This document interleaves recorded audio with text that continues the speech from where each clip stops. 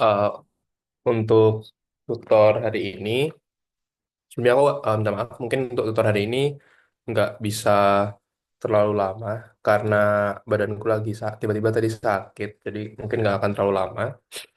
Kita hari ini bakal lebih ke fokus bahas soal-soal dari tahun lalu ada beberapa. Cuman sekali lagi aku sebelumnya minta maaf dulu karena mungkin nggak bisa bahas semuanya. Mungkin ada dua, satu dua soal yang akan dilewatin. Oke. eh Mungkin aku izin share screen.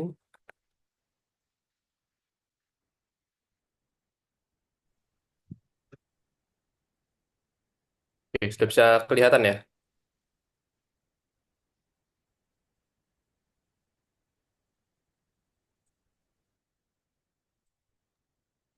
Oke. Jadi untuk tutor kali ini, aku bakal bahas ada tiga soal dari soal tahun lalu. Harusnya ada lima. Dua soal terakhir itu kayaknya nggak, kalau sempat dibahas nanti kita bahas. Cuman kalau misal nggak sempat nanti mungkin teman-teman bisa coba pelajarin sendiri. Itu aku kira itu di pembahasan tentang Jadi ada dua yang mungkin akan kita skip hari ini. Yang pertama itu yang bilangan kompleks sama yang matriks, yang dua materi tambahan appendix itu. Untuk matriks, aku kira itu seharusnya nggak terlalu sulit karena itu sebenarnya ngulang dari yang SMA sih untuk matriksnya, dan itu sebenarnya di buku itu sudah cukup dijelaskan dengan eh, sesuai. Jadi teman-teman tinggal masukkan aja cara-cara yang ada di buku langsung ke soalnya itu bisa. Terus ada juga yang bilangan kompleks itu yang mungkin agak ribet karena itu nanti ada koordinat polar dan lain sebagainya. Cuman kayaknya kita nggak bakal bahas itu di tutor ini. Kita bakal fokus membahas di yang turunan sama yang integral dulu aja. Dan sebenarnya eh, besok mungkin teman-teman bisa fokus di soal-soal yang, kalau seenggaknya kalau menurutku sih dari soal-soal yang ada ini, yang cukup gampang itu yang justru yang turunan dan integral. Jadi mungkin teman-teman bisa fokus ke situ supaya ya poinnya bisa dapat lah. Oke, mungkin langsung aja. Oke, untuk soal pertama, itu ada soal cerita. Suatu kotak empat persegi panjang tertutup dengan bujur sangkar volume 2.560 cm kubik.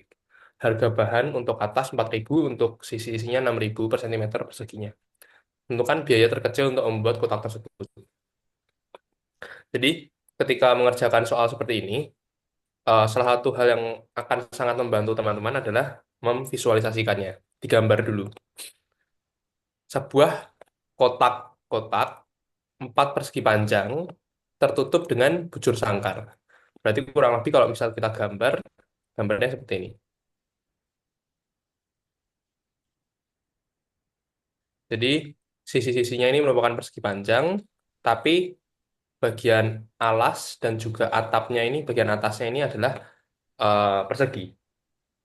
Nah, kalau misal bagian alas dan atasnya ini persegi, berarti kan ini kita bisa misalkan sebagai panjangnya X, panjangnya X juga.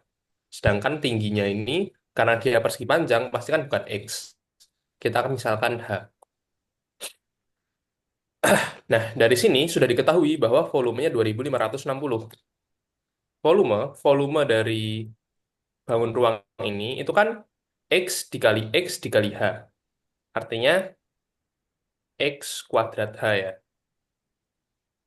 Sama dengan sudah diketahui dari soal 2.560. Nah, kita tuh diminta untuk menentukan biaya terkecil. Ketika teman-teman diminta untuk menentukan biaya terkecil, atau mungkin kalau biasanya luasan terkecil, luasan terbesar, dan lain sebagainya, itu pasti berhubungan dengan turunan, teman-teman. Jadi ketika menemukan soal-soal cerita seperti ini, yang harus menjadi fokus teman-teman adalah bagaimana caranya kalian itu menyatakan soal ini itu dalam sebuah persamaan. Itu yang penting. sebuah persamaan dengan satu variabel, jangan dua variabel. Kalau kita lihat di sini volume, akan ada dua variabel, X dan H. Usahakan jangan sampai ada dua variabel, hanya ada satu variabel. Caranya gimana? Kita bisa substitusikan. Ini kan kita tahu X kuadrat H sama dengan 2560. Ini kita bisa ubah menjadi H, kita misalkan H itu sama dengan 2560 dibagi X kuadrat. Ini adalah H. Jadi ketika nanti kita menghitung, kita akan hitungnya itu hanya kita ganti ini, supaya variabelnya jadi X semua. Selanjutnya, biaya terkecil untuk membuat kotak tersebut. Biaya biaya biaya di sini, ini kan berhubungan dengan luas, ya kan? Karena kan harganya per sentimeter persegi per sentimeter persegi. Biayanya di sini berhubungan dengan luas si kotaknya ini, luas permukaannya. Maka kita bisa buat persamaan luas permukaan si kotaknya ini. Atau mungkin persamaan dulu untuk harga perluasannya ya. Misal kita kita melakukan pendekatan gini. Luas untuk alas plus atap. Itu kan sama dengan 2 dikali X kuadrat. Dengan harga 4.000 rupiah per sentimeter persegi. Maka dikali 4.000. Ini jangan L ya. Ini harga H. Harga alas plus atap. Ini kan luas atap, alas plus atapnya. Ini harganya. Maka harganya ini sama dengan 8.000 X kuadrat. Ini adalah persamaan pertama kita. Ini apa ya? Alas AL plus AT gitu ya. Alas plus atap. Kita simpan dulu yang pertama. Harga untuk ini. Kemudian kita juga bisa meninjau harga untuk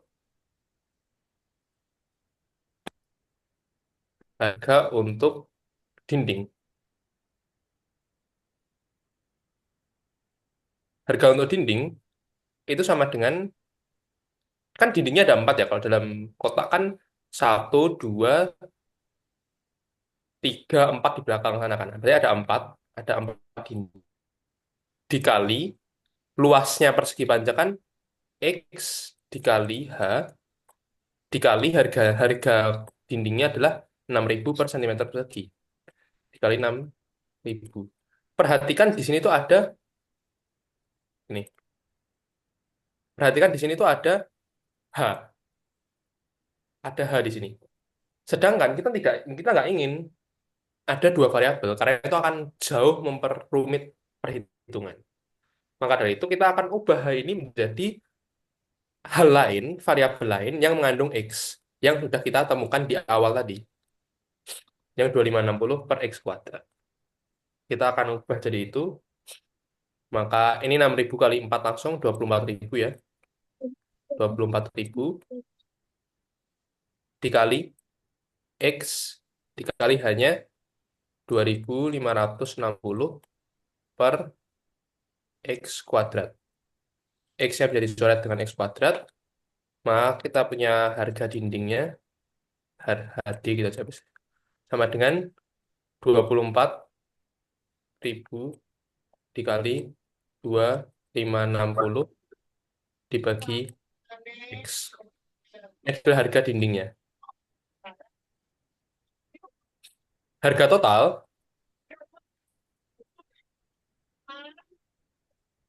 harga total dari kotak ini kan berarti harga dinding ditambah harga alas plus atap, ya kan? Ya berarti tinggal dijumlahkan aja. 8.000 X kuadrat ditambah 24.000 dikali 2560 per X.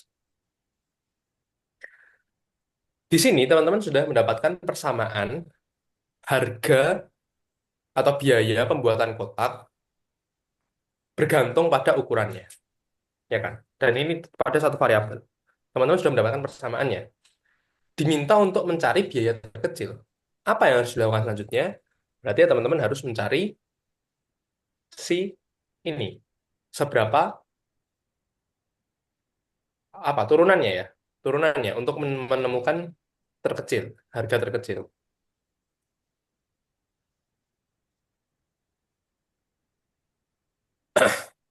Eh, untuk cari turunannya, kayak biasa sebenarnya cara turunannya.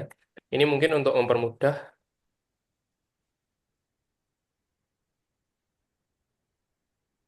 kita jadikannya gini aja ya. Mungkin aku tulis sebagai 24.000 dikali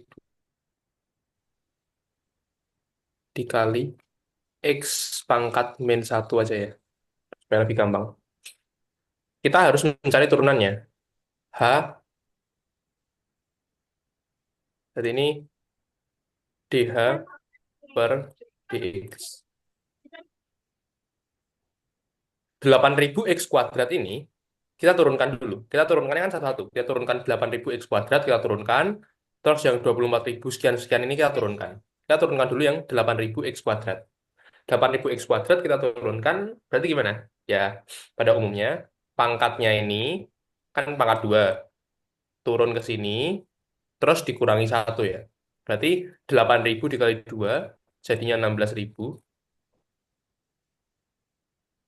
dikali X pangkat satu karena 2 min satu. Oke, ditambah dengan cara yang sama, min satunya pindah ke sini, min satunya pindah ke sini, berarti jadinya min ya. Hmm, jadinya min,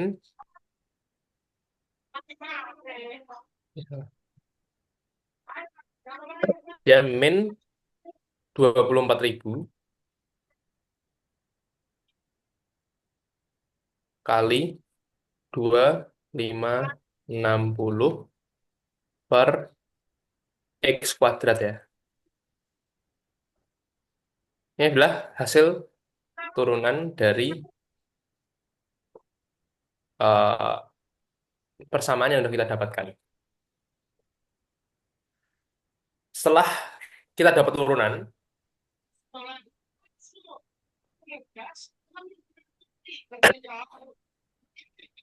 setelah kita dapat turunannya ini, maka kita bisa mulai mencari nilai minimumnya. Cara nyari nilai minimum, jadi ketika kita punya persamaan kayak gini, nilai minimum itu akan terjadi ketika turunan sama dengan nol. Jadi ini tuh harus sama dengan nol supaya kita mendapatkan yang minimum atau maksimum juga bisa.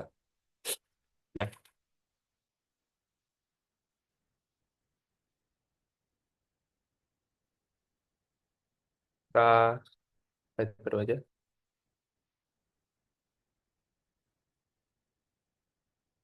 Jadi kita punya turunannya kan 16.000 X kuadrat dikurangi 24.000 dikali 2.560 per X aja ya, bukan X kuadrat ya, harusnya X saja ya. Ini X saja,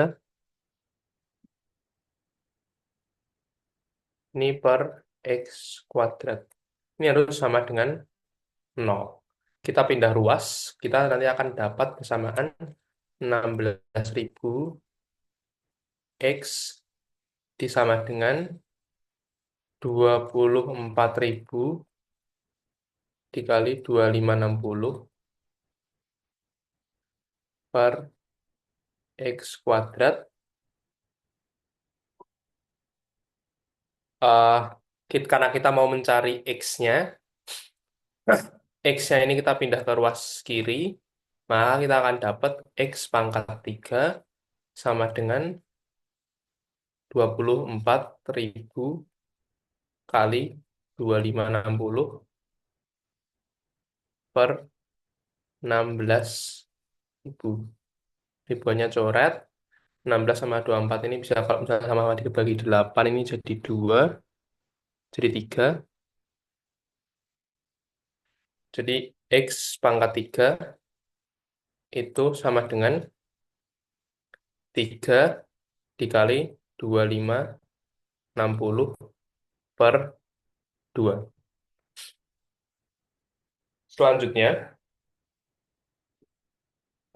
sebenarnya emang agak ribet karena tadi aku sebelum tutor ini aku sudah coba ngerjakan. Aku nggak, aku belum menemukan cara yang supaya nggak melakukan ini. Cuman ya, ya gimana lagi ya? Kayaknya mungkin ada cara lain. Cuman seenggaknya dari yang aku kerjakan itu cara-caranya tuh pada akhirnya ini tetap teman-teman harus ngitung akar pangkat 3 dari ini berapa. Sedangkan kan kalau kalkulus kan teman-teman kayaknya nggak boleh bawa kan ya kalkulator ya. Jadi ini tetap harus dihitung akar pangkat 3. Ini 2560 sama 2 bisa dicoret ya. Jadinya ini 1280. Jadi akar pangkat 3 dari 3 dikali 1280. Teman-teman tetap harus mencari ini nilainya berapa. Sedangkan ya memang nggak gampang. Mungkin bisa teman-teman bisa melakukan pendekatan. Misal kalian hitung dulu ini berapa. Ini kan kalau kalian hitung kan sekitar berapa ya? 3.700 840 kalau nggak aku nggak salah 3.840. Bentar aku coba hitung 3 kali ya 3.840. Akar pangkat 3 dari 3.840 itu kan nggak pas ya kalau dicari.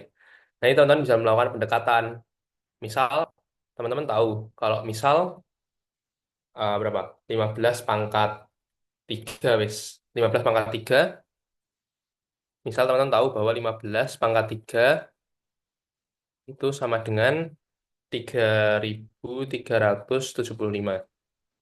Ini kalau kalau ini kan gampang ya bisa dihitung ya. Kalau 16 pangkat 3 itu sama dengan berapa ya? 16 pangkat 3 itu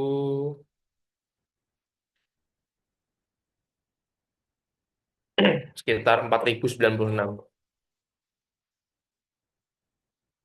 Berarti kan 3.840 kan diantaranya sini ya. Ya asumsikanlah 15,5 gitu. X sama dengan atau X kurang lebih 15,5.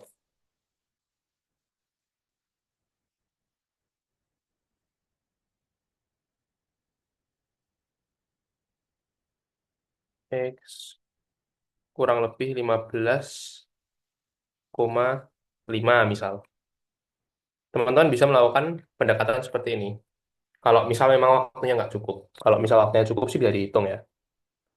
Cuman kalau dari pengalamanku, mending dilakukan pendekatan. Oh, kalau misal dihitung pakai kalkulator harusnya 15,65 sih. Tapi kan 15,5 kan cukup mendekati kan. Jadi ya seenggaknya mendekati lah. Kita akan pakai 15,65 dulu untuk di ini sekarang ini. Nilai X itu kurang lebih 15,65. Di sini teman-teman sudah dapat nilai X. Teman-teman kan di soal tadi diminta untuk mencari biaya terkecil ya. Tentukan biaya terkecil untuk membuat kotak tersebut. Teman-teman udah tahu ukurannya untuk X-nya. Sekarang teman-teman perlu nyari H-nya berapa. H itu kan sama dengan 2.560 dibagi X kuadrat. X-nya kita ganti sebagai 15,65 kuadrat. Ini bisa dihitung. Jadi ya berapa? 10 mungkin sekitar 10 ya sekitar 10,4 kalau dihitung pakai kalkulator 10,45 kurang lebih lah ya. Teman-teman sudah punya Eits. Teman-teman sekarang sudah punya dimensi kotak dengan biaya minimum. Masih dimensinya ya, belum harganya. Teman-teman diminta untuk mencari biaya kan. Ini masih dimensinya. Teman-teman punya punya punya panjang sisi alas, teman-teman punya tingginya. Untuk mencari biaya, untuk mencari biaya, ya teman-teman akan masukkan nilai X dan HI ke persamaan ini. Teman-teman akan masukkan ke persamaan ini. Jadi biaya H total itu sama dengan 8.000 di X kuadrat ya. Ya, X kuadrat berarti dikali 15,65 kuadrat ditambah 24.000 dikali 2560 dibagi, atau kalau enggak sebenarnya karena teman-teman udah punya H-nya juga, nggak perlu kayak gini sih, ini kan lebih susah ya. Karena teman-teman sudah punya nilai H-nya, teman-teman bisa cari kayak gini. Pakai 24.000, eh 6.000 sorry. Ya 24.000 sih. 24.000 dikali H ini, dikali X kali H ini loh. Kan 6.000 kali 4 kan 24.000 dikali X dikali H. Dikali X-nya di 15,65 dikali 10,45. Bisa dihitung. Di sini aku ngitungnya pakai kalkulator, cuman besok aku kira teman-teman ketika ngitung ini manual harusnya bisa karena kan nggak terlalu rumit. Yang penting teliti aja sih kalau ngitung kayak gini.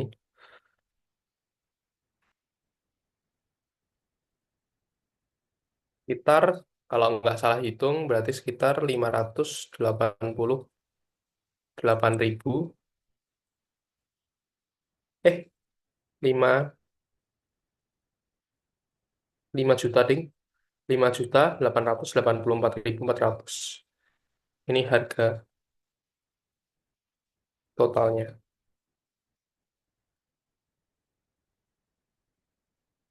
Oke, wait.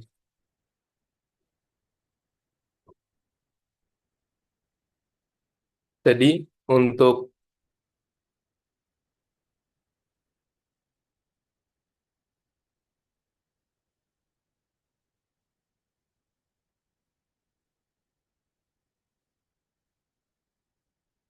ya kurang lebih lah ya. Oke, jadi untuk soal pertama cara pengerjaannya kayak gitu. Kira-kira dari teman-teman ada yang mau ditanyakan nggak? Mungkin soal ini tuh yang agak susah tuh nyari ininya sih teman-teman. Nyari yang di sininya itu yang agak susah. Nyari ini tuh lumayan susah. Aku tadi nyoba ngerjakan, aku belum menemukan cara supaya nggak ngitung ini tuh, aku belum menemukan cara itu. Cuman kalau misal kepepetnya besok kayak gini, ya teman-teman bisa cari dengan cara yang tadi aku kasih tahu. Dikira-kira aja. Kalau 15,3 sekian, 16,3 sekian, ya berarti kalau asumsikanlah itu tengah-tengahnya 15,5 gitu. 15,5 kan mendekati kan dengan 6,65. 15,65 kan cukup mendekati. Kira gimana? Ada pertanyaan nggak?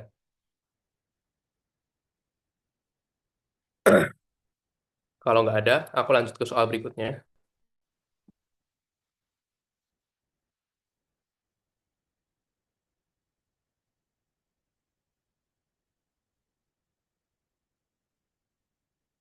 Oke, mungkin belum ada. Jadi aku akan lanjutin ke soal berikutnya, yaitu soal integral. Teman-teman diminta untuk ngitung integral ini. Di Aku tuh lupa.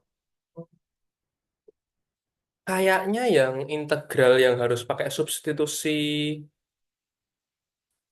trigonometri itu kalkulus 2 deh kayaknya. Jadi mungkin teman-teman soal yang ini soal yang dari tahun lalu tuh ada yang pakai trigonometri. Cuman seingatku itu kalkulus 1 tuh belum ada. Jadi aku pilih soalnya yang ini. Ya mungkin yang lebih bisa yang lebih simple dulu lah. Jadi di soal ini eh kita diminta untuk mencari integral 4x ya. Soalnya ini ya, 4x per akar 2x plus 1 dari batasannya 0 sampai 4. Yang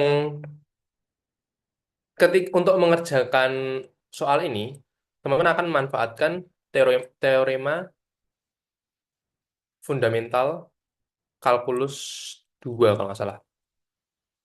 Yang dua. Apa teoremanya itu? Integral dari A ke B untuk fx dx itu sama dengan hasil integralnya fb dikurangi fa. Nah, kan di sini teman-teman harus nyari f ini berapa? Integralnya ini, hasil integralnya ini berapa kan? Berarti ya kita harus integralkan dulu. Kita kita sementara ini kita abaikan dulu batas 0 sampai 4-nya ini sementara kita abaikan dulu. Integral 4x dibagi akar 2x plus 1 dx. Untuk mengerjakan soal-soal tipe seperti ini, yang bisa teman-teman lakukan pertama kali adalah ketika melihat akar-akar seperti ini, biasanya, biasanya arahnya itu adalah dilakukan substitusi atau dilakukan permisalan. Untuk soal ini, kita misalkan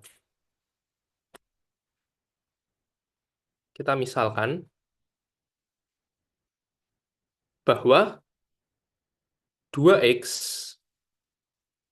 plus 1 itu sama dengan U.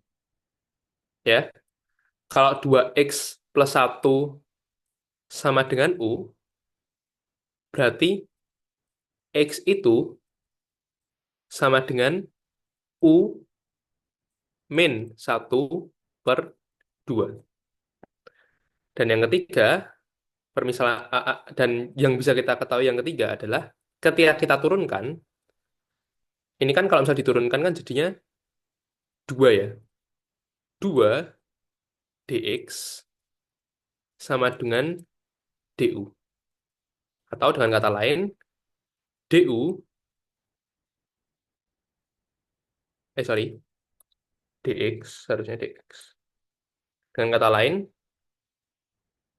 dx itu sama dengan setengah du. Ini yang penting banget. Kenapa ini penting? Ketika teman-teman mensubstitusikan, jadi misal gini ya, kan kalian kita udah bisa mengetahui ini. Kan jadinya integral 4 dikali U min 1/2, ini per 2 ya, per 2 dibagi akar U. Kalau di sini masih dx, misal seperti ini, kalau di sini masih dx, ini tuh nggak bisa dikerjakan, teman-teman. Dalam integral, variabel dan d-nya ini, apa ya, itu tuh harus sama. Kalau di sini x, mana tadi? Kalau di sini x, di sini juga harus x. Kalau di sini u, di sini harus u. Kalau misal di sini u, di sini x, nggak bisa dikerjakan. Makanya teman-teman harus mencari dulu dx itu kira-kira berapa kalau dinyatakan dalam u. Makanya di di atas tadi aku sudah menyebutkan bahwa dx itu sama dengan setengah du. Maka dari itu kita bisa buat gini. Kita bukan lagi pakai dx, tapi kita pakai setengah du. Ini penting banget. Karena kalau masih dx, dia nggak bisa dikerjakan. Dari sini kan kita bisa hitung ya. Ini empatnya ini coret sama dua ini, jadinya hilang. Maka kita akan punya integral kita, integral U min satu per akar U dikali du. Ya kan? Ini tuh sama dengan, nah, kalau teman-teman mau mengerjakan kayak gini ya boleh sih. Cuman kan ini lebih susah ya. Kita bisa pecah supaya lebih gampang. Jadi kita jadi punya integral, kan jadinya gini ya. U per akar U dikurangi seper akar U. Kan gini, du. Sama dengan ini, itu kan bisa diubah jadi bentuknya akar U kuadrat per akar U.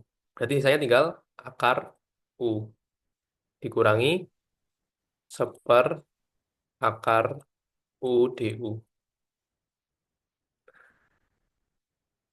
Karena kita udah ubah jadi bentuk kayak gini, kita bisa selesaikan satu persatu. Integral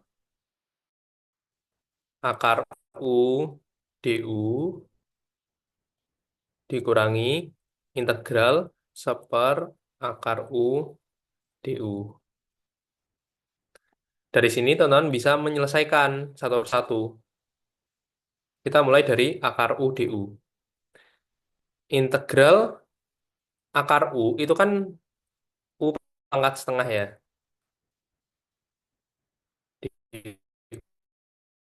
Du. Kan ini. Ini itu plus satu dulu. Tulis dulu U. Setengah plus satu kan 3 per 2. Seper 3 per 2. Kan gini hasil integralnya. Atau 2 per 3 U pangkat 3 per 2. Ini yang pertama. Yang kedua adalah integral seperakar U. Atau kalau kita tulis kan bisa sebagai U pangkat min setengah du. Sama, kita tulis dulu U. Min setengah ditambah satu kan setengah. Sepersetengah dengan seper 2. Maka kita akan tersisa 2 dikali U pangkat setengah.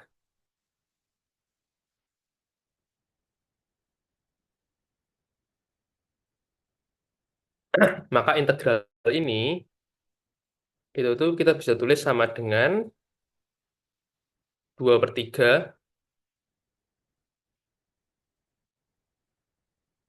U pangkat 3 per 2 dikurangi 2U pangkat setengah.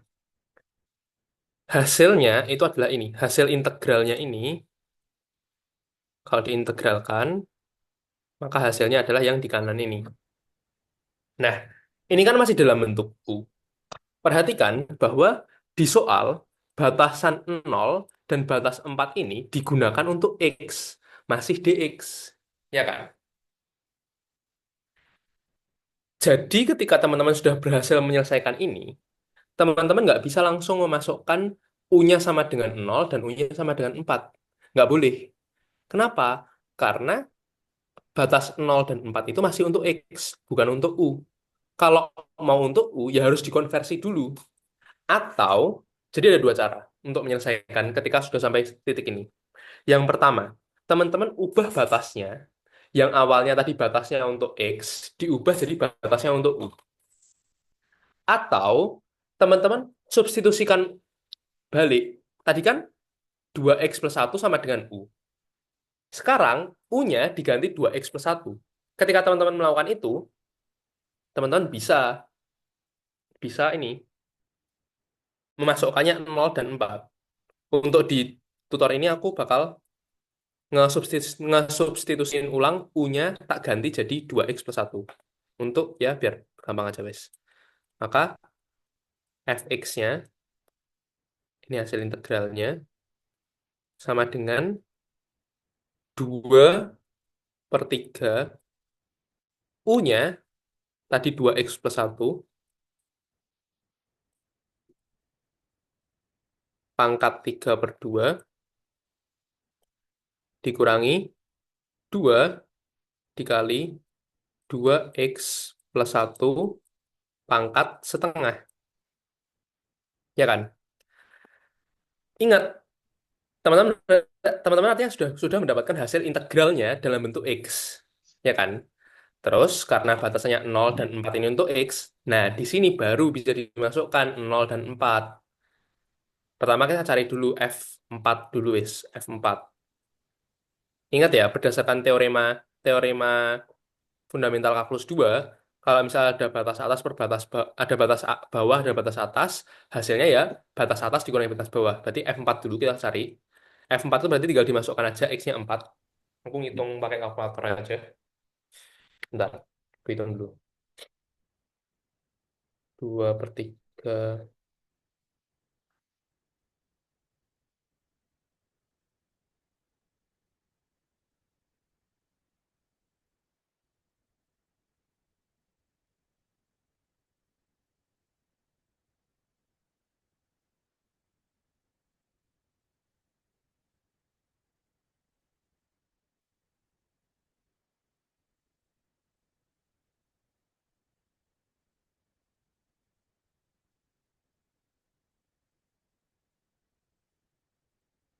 Kalau misal itu dimasukkan x-nya sama dengan 4,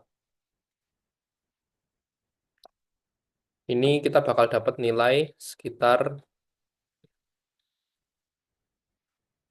kita bakal dapat nilai sekitar 12,70 kurang lebih. eh Sekali lagi mungkin agak susah karena ini ada pangkat 3/2, pangkat setengah. Ya, cuman gimana lagi ya? Aku, hmm, aku nggak ada ide untuk gimana caranya ini mempermudah ini biar bisa dikerjakan tanpa kalkulator. Cuman ya kalau pakai kalkulator kayak gitu emang jadi lebih susah sih kalau nggak ada kalkulator karena kan harus dihitung manual ya. Hasilnya 12,70. Sedangkan F0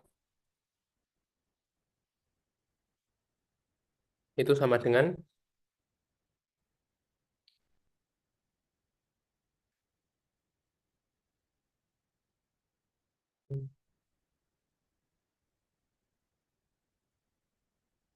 kalau F0 itu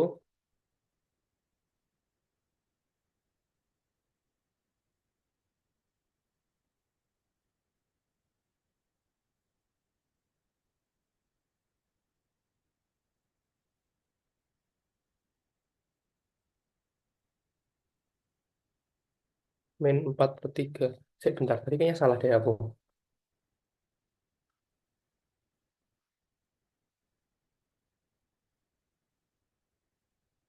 Oh ya salah, ini harusnya 12 aja ini. Pantes nilainya kok nggak pas. Ini 12. Yang atasnya ini 12. Yang atasnya hasilnya 12, yang bawah ini -4/3. Terus karena kita diminta untuk mencari, kan dikurangi ya, FB min FA ya.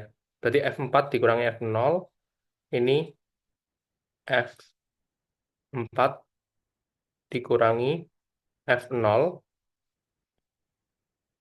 itu sama dengan 12 ditambah 4/3, berarti berapa? 13, 13 plus sepertiga ya, atau 40/3. Ini adalah hasil integralnya.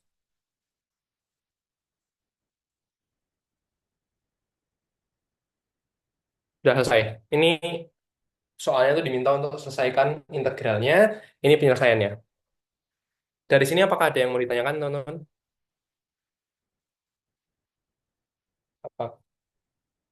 Oh ya, satu lagi yang penting.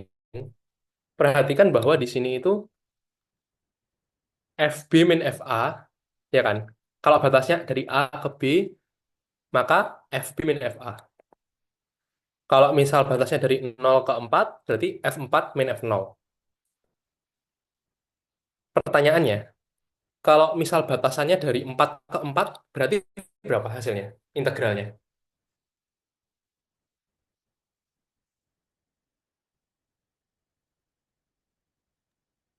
Kalau misal batasnya 4 ke 4, atau 1 ke 1, 2 ke 2, 3 ke 3, hasilnya berapa kira-kira? Ada yang punya ide nggak?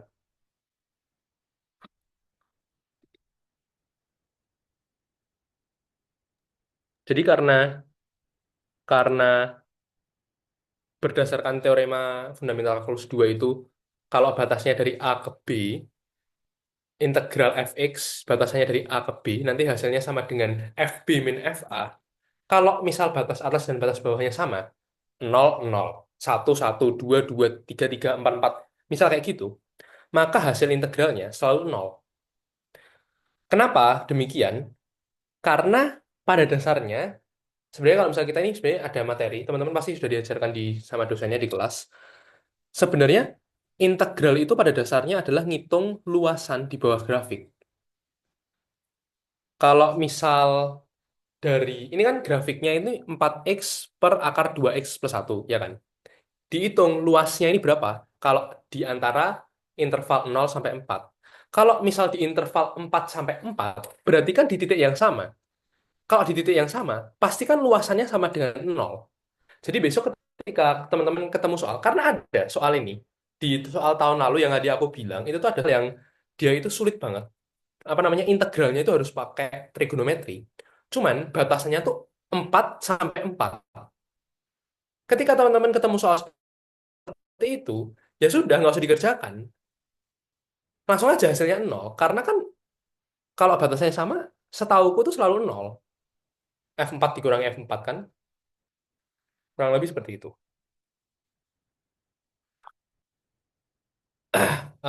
Tapi untuk soal yang ini, karena batasnya dari 0 sampai 4, maka bisa dikerjakan dengan cara demikian. Kira-kira ada yang ditanyakan nggak? Kalau nggak ada yang ditanyakan, aku next ke soal berikutnya. Oke, mungkin nggak ada ya. Aku next ke soal berikutnya dulu.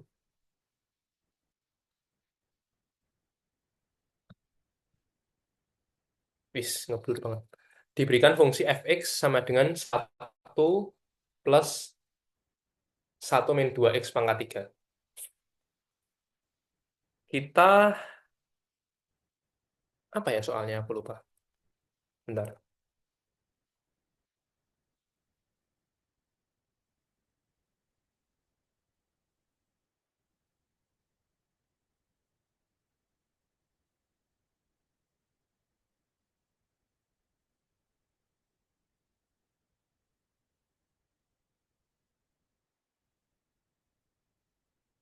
Oh, salah sebentar. Soalnya bukan itu. Ini soalnya.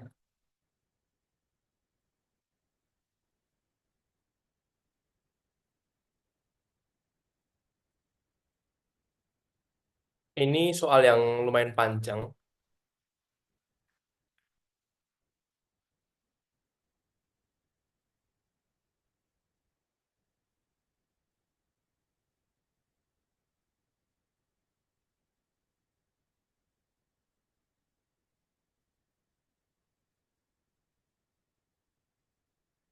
Ini soalnya ini diberikan fungsi fx sama dengan 1 plus itu dan seterusnya ini. Terus kita diminta untuk menentukan selang di mana fungsi itu naik atau turun. Sekali lagi, ketika ketemu soal kayak gini, arahnya adalah turunan dulu. Pasti turunan dulu. Kita diminta untuk menurunkan fungsi fx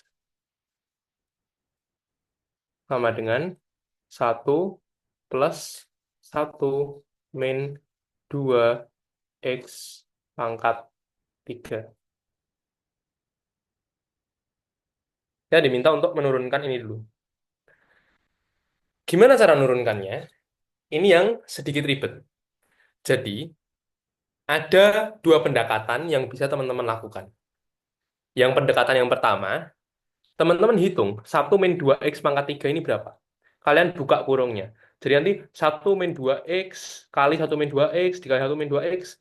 Kalian hitung itu, kalian buka kurungnya, terus kalian turunkan seperti biasa. Cuman, itu bukan cara yang baik. Kenapa?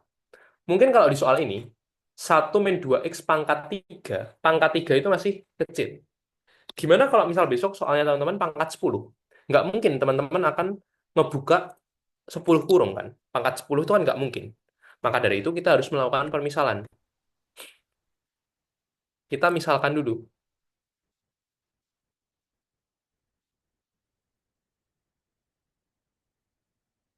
Kita misalkan bahwa A, misal wis A. A sama dengan 1 min 2x. Ini dulu ya, 1 min 2x. Jadinya nanti F, kita ganti Y ya ini. Y sama dengan 1 plus A pangkat 3. Tapi, teman-teman kan disuruh nyarinya turunan Y terhadap X. Teman-teman disuruh nyari dy per dx. Kalau misal teman-teman menurunkan ini, yang teman-teman turunkan adalah ini, yang kalian dapatkan adalah dy per dA. Terus gimana caranya ngubah jadi dy per dx? Kita akan gunakan yang namanya teorema rantai. Kita kan pengennya dy per dx. Itu sama dengan dy per dA dikali dA per dy. Ini adalah teorema rantai.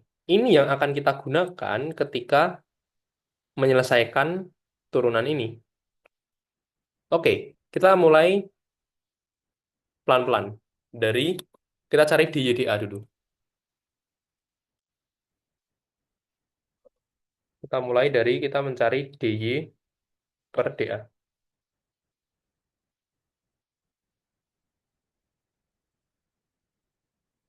Kita kan punya ya, y sama dengan 1 plus A pangkat 3. Dy per dA-nya gimana? Ya seperti biasa. A pangkat 3, ya kan?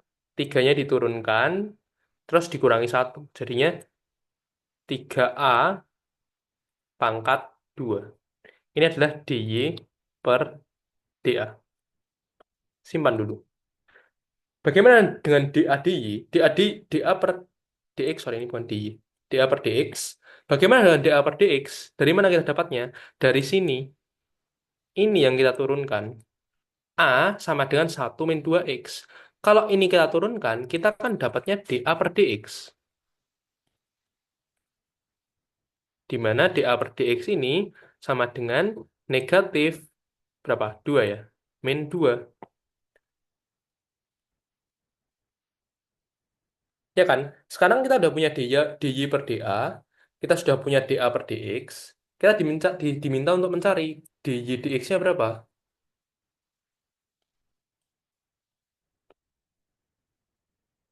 Ingat, dy per dx itu sama dengan dy dA dikali dA dx. Dy dA-nya kan 3A kuadrat, ya kan? 3A kuadrat dikali dA per dx min 2. Berarti dy dx-nya itu adalah negatif 6A kuadrat. Ini adalah nilai dy per dx. Kita ganti A-nya ini menjadi 1 min 2x. Berarti kita akan ketemu dengan persamaan min 6 dikali 1 min 2x pangkat 2. Ini aksen kita coba. Ini gampang.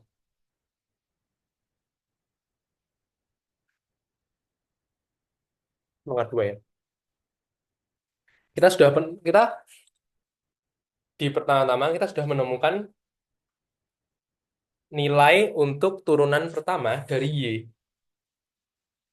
Dari turunan nilai pertama dari turunan pertama Y ini, kita baru bisa menentukan di mana fungsi ini naik turun, di mana fungsi ekstrim relatifnya, di mana gimana kecekungannya, itu baru bisa kita tentukan. Y aksen ini untuk mencari, kita mulai dari nomor A ya. Dari nomor A, kita mau mencari di mana dia naik turun. Perubahan dari naik ke turun, turun ke naik, naik, terus lanjut naik lagi, turun, lanjut turun lagi, itu terjadi ketika, apa namanya, turunannya sama dengan nol. Artinya, kita harus menemukan ketika min 6 H,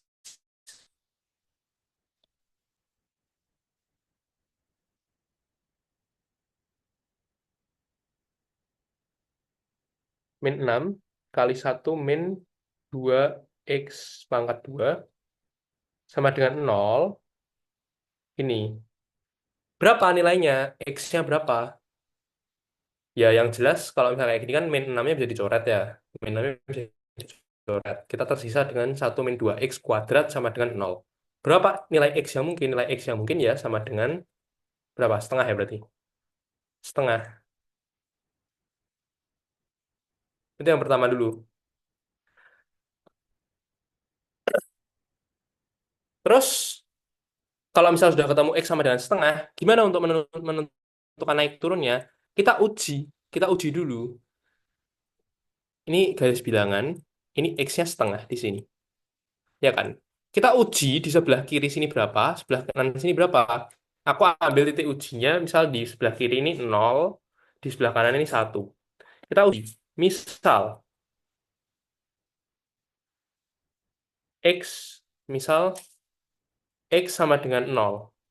Kalau misal X sama dengan nol, F aksen X-nya, F aksen nolnya, itu sama dengan berapa? Min 6 dikali satu min 2 kali nol pangkat 2. Berarti kan ini nol ya. Ini satu ya. Ini kan satu. Satu kuadrat kan satu. Satu kuadrat kali min 6 min 6. Ya kan? F aksen nolnya itu min 6. Atau dia itu punya lambang negatif. Maka di sisi kiri grafik ini, di sisi kiri garis bilangan ini, tak kasih tanda negatif. Bagaimana kalau misal di sisi kanan X sama dengan satu? Kita hitung F aksen satu ini sama dengan min 6 1 dikurangi satu kali satu 2 kali satu pangkat 2. Ini kan min satu. Min satu dikuadratkan kan satu. Satu dikali min 6 min 6 lagi. Artinya, tadi di sebelah kiri grafik tadi, dia negatif ya. Di sebelah kanan,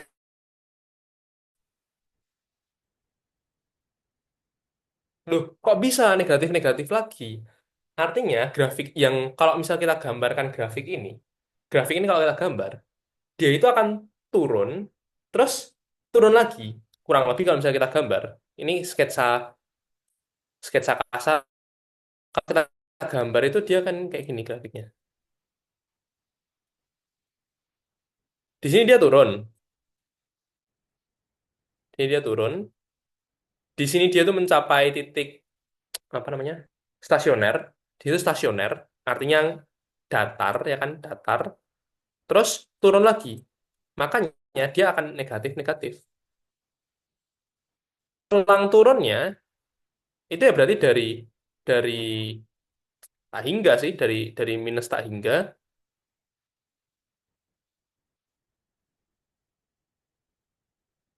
sampai setengah dan dari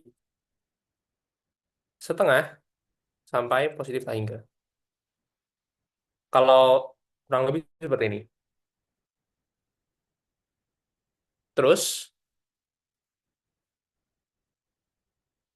ini untuk soal nomor A sudah Sudah terjawab ya intervalnya. Ini sama-sama turun karena emang grafiknya apa? Kubik pangkat 3 kan. Oke, soal nomor A sudah ketemu. Bagaimana soal nomor B? Soal nomor B kita diminta untuk mencari titik ekstrem relatif. Atau kalau ini bisa aja aku salah. Cuman seingatku ekstrem relatif itu ya yang kita disuruh tuh mencari itu titik yang ada di sini. Ini itu berapa? Seingatku gitu. Nah, untuk mencari titik di sini sebenarnya ada istilahnya ada titik ekstrem, ada titik stasioner, cuman aku agak lupa ya.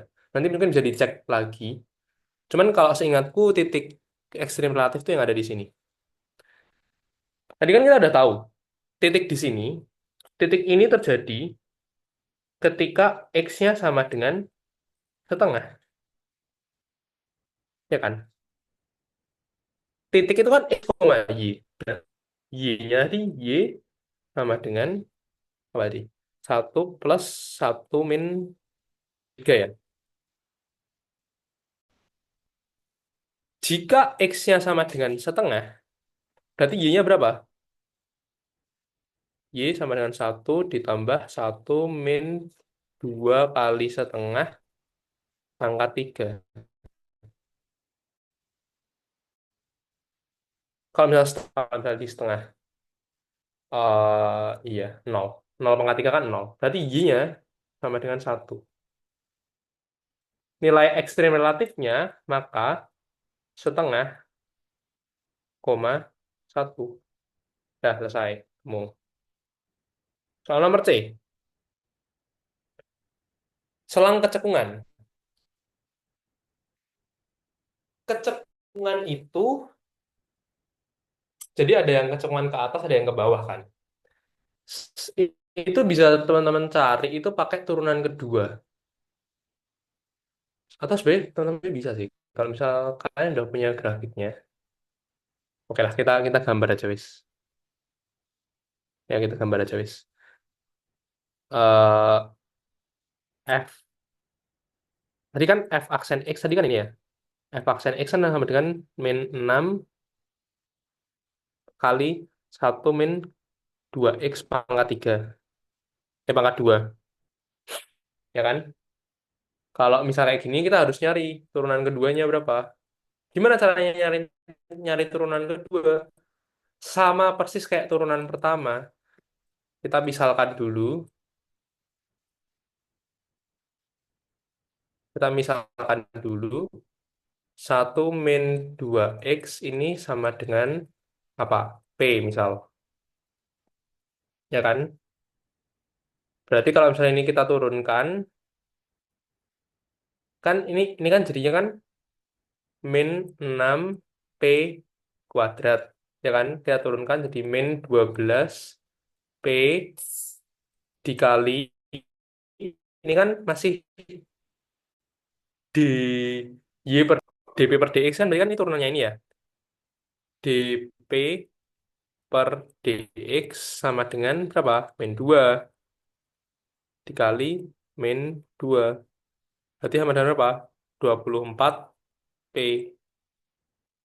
atau 24 kali 1 min 2x. Untuk mencari kecekungan, sama. Disama dengankan 0. Ini harus sama dengan 0. 24-nya bisa dicoret. X-nya sama dengan berapa? Nah, ya,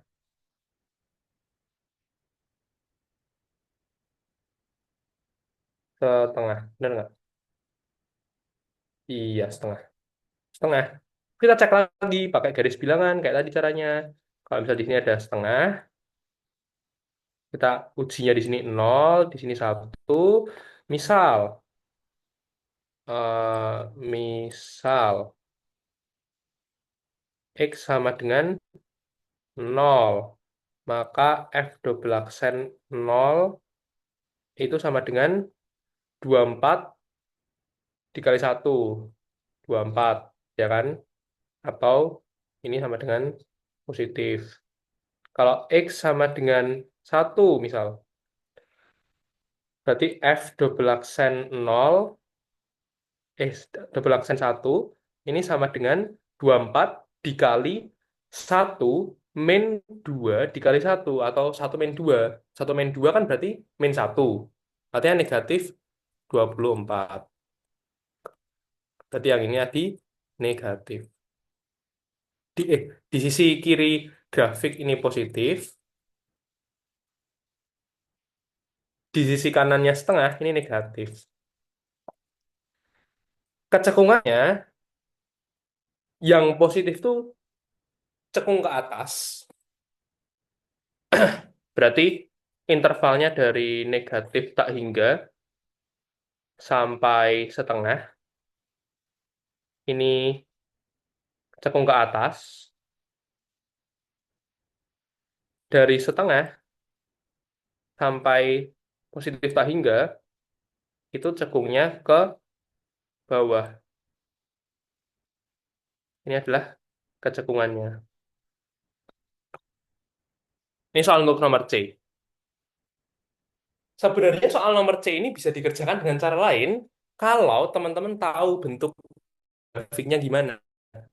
Ketika teman-teman tahu bentuk grafiknya seperti apa, kalian nggak perlu nyari atas bawahnya ini pakai turunan keduanya.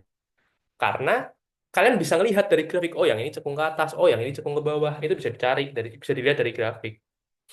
Tapi ya, oke, untuk cara ini kita pakai yang turunan kedua dulu. Soal nomor D adalah sketsakan grafiknya. Oke, tadi kita punya persamaan fx itu sama dengan apa tadi? 1 plus 1 min 2 x pangkat 3. Oke. Terus dari soal nomor 1 kita tahu dia bentuknya turun-turun. Bentuknya seperti ini kurang lebih. Ya kan? Dari soal nomor B kita tahu bahwa titik ekstrim titik stasionernya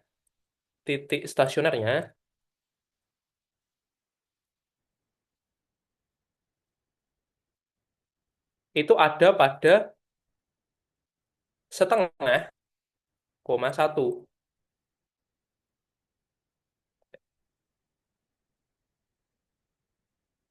Dari soal nomor C, kita tahu bahwa dari min tak hingga sampai setengah dia membuka ke atas, dari setengah ke plus tak hingga itu dia membuka ke bawah. Sekarang kita perlu tahu dulu titik potongnya. Titik potong sumbu Y. Titik potong dengan sumbu Y itu terjadi ketika X sama dengan 0. Ketika X sama dengan 0, F0, nolnya dimasukkan kan, 1 plus 1 min 0. 1 min 0 kan 1. 1 pangkat 3, 1. Berarti terjadi ketika 2 ya. Titik potong dengan sumbu Y terjadi ketika 0,2. Bagaimana dengan titik potong sumbu X? Titik potong sumbu X terjadi ketika Y sama dengan 0. Artinya, kita harus buat persamaan dulu. 1 plus 1 min 2 x pangkat 3 sama dengan 0. Berarti 1 min 2 x pangkat 3 sama dengan min 1. Perhatikan, di sini pangkat 3, di sini min 1. Artinya, di dalam sini, itu hasilnya harus min 1. Karena cuma min 1, yang kalau dipangkatkan 3 itu hasilnya min 1. Berarti kan kita tahu bahwa 1 min 2 x itu sama dengan min 1. Kita pindah ruas ke sana kan jadinya 2. 2 sama dengan 2x. X sama dengan 1.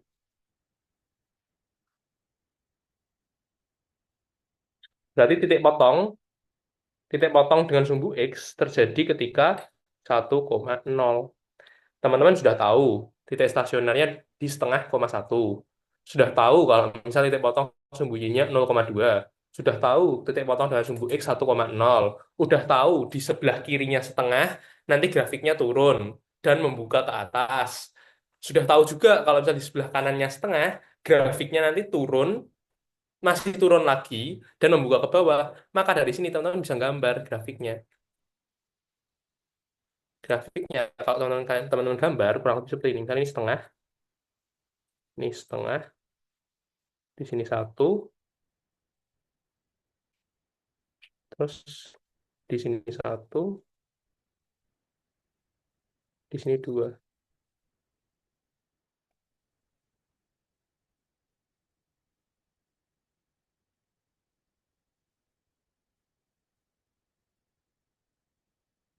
T stasionernya. Potongan sumbu Y 0,2. Berarti kurang lebih kalau digambar, grafiknya kurang lebih seperti ini.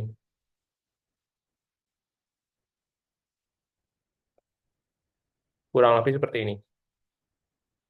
Grafik ini memenuhi semua yang kita cari dari awal. Dari di awal tadi kita bilang, di sebelah kirinya setengah, grafiknya turun. Bener nggak turun ini? Turun, dia turun. Di sebelah kanannya juga turun, turun, bener. Terus, tadi kita dapat bahwa titik di sini memenuhi nggak? Memenuhi. Kita juga tahu bahwa di sebelah kiri grafik, di sebelah kiri setengah, dia membuka ke atas. Ini kan membuka ke atas ini. Ya kan? Ini kan membuka ke atas. Terus di sebelah kanannya dia membuka ke bawah. Kan benar membuka ke bawah ini. Maka berdasarkan apa yang udah kita cari semua, grafiknya nanti akan gambarnya kurang lebih seperti ini. Teman-teman sudah bisa menyelesaikan soal nomor ini.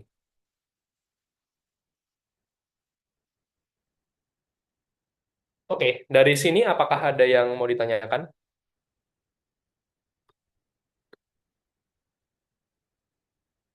dari soal nomor 3 ini? Jadi prinsipnya dari awal teman-teman cari dulu turunannya. Setelah kalian tahu turunannya, disama dengan 0 dulu turunannya untuk nyari nilai X-nya berapa. Ketemu nilai X-nya setengah. Dari setengah itu kan kalian harus menentukan apa titiknya ini, apa selangnya, turun naik turunnya. Dimasukkannya, diuji ke turunannya. F aksen tuh, misal F aksen 0 berapa, F aksen 1 berapa. Nanti hasilnya plus atau minus. Dari hasil itu teman-teman bisa menentukan dia selangnya naik atau turun. Terus dari situ teman-teman juga bisa menentukan titik ekstrim relatifnya di mana. Kan udah tahu kalau misal X-nya sama dengan setengah, itu ketika turunannya nol, ya kan? Berarti teman-teman tinggal nyari Y-nya, dimasukkan F setengah itu berapa? Ketemu Y-nya sama dengan satu. Untuk nyari kecekungan, dicari dulu turunan keduanya berapa. Terus diuji lagi caranya kayak yang di awal. Nanti akan ketemu plus minusnya, nanti ketemu juga dia membuka ke atas atau membuka ke bawah.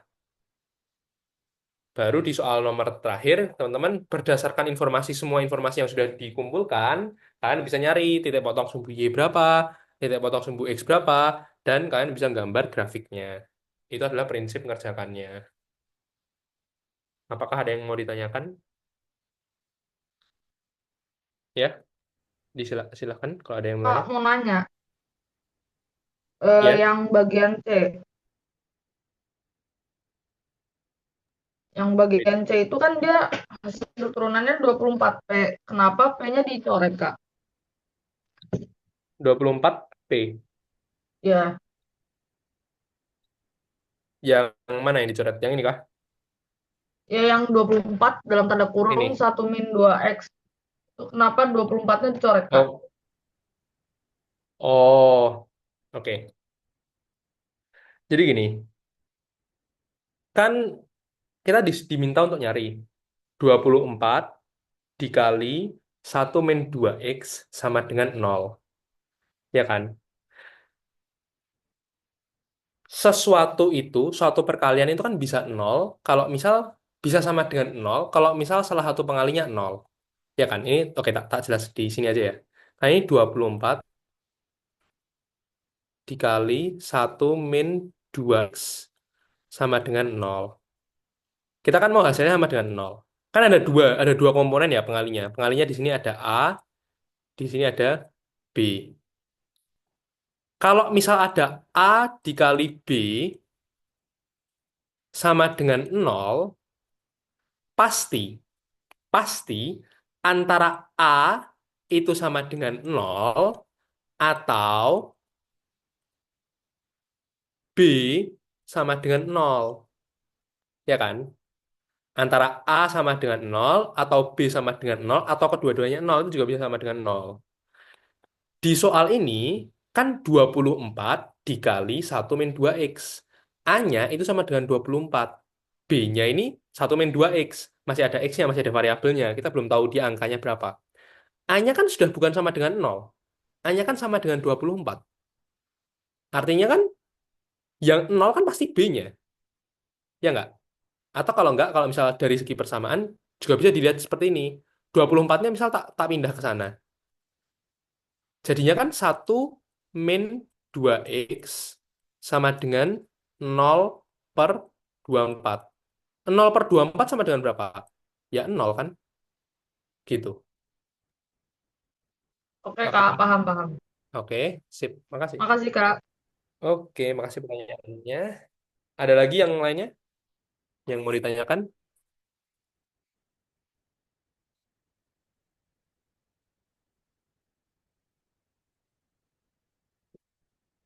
Apakah ada lagi pertanyaan lain?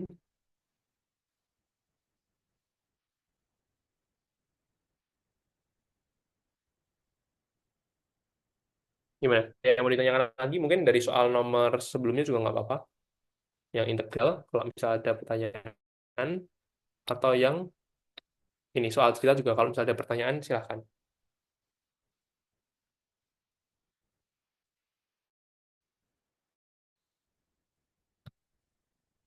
Gimana? Gak ada?